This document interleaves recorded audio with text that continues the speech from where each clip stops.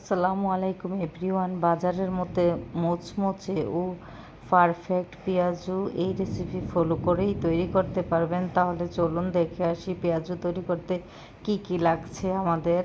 প্রথমে আমি মসুরির ডালটাকে 3 ঘন্টা ভিজিয়ে রেখে পেস্ট করে নিয়েছি, আদা বাটা করে আর কি।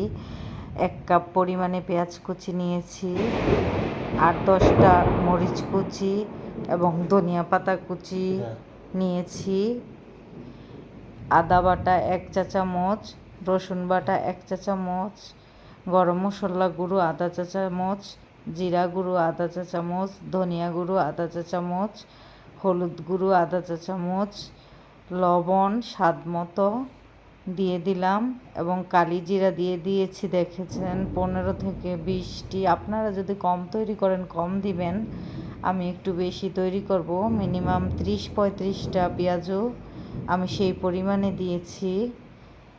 আর একটু টেস্টিং সল্ট দিয়েছি।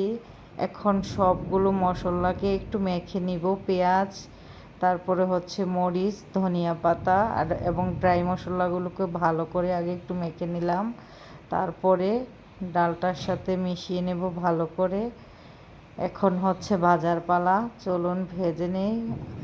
আগুনের ফ্লেমটা লো হিটে রাখছি।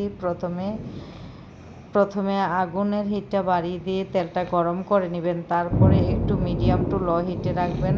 ডালটা দেওয়ার পরে ডালের বড়াটা যখন দিবেন তখন ফ্লেমটা ফুলই থাকবে, পরে আর কি একটু কমিয়ে দেবেন। এই যে আমার ইফতার রেডি।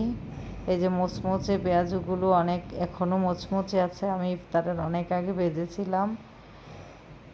এই যে আপনারাও তৈরি করতে পারবেন এই রেসিপি ফলো করে বাসায়, এবং আমাকে কমেন্ট বক্সে জানাবেন। ভিডিওটা ভালো লাগলে শেয়ার করে দিবেন। আল্লাহ হাফেজ সবাইকে।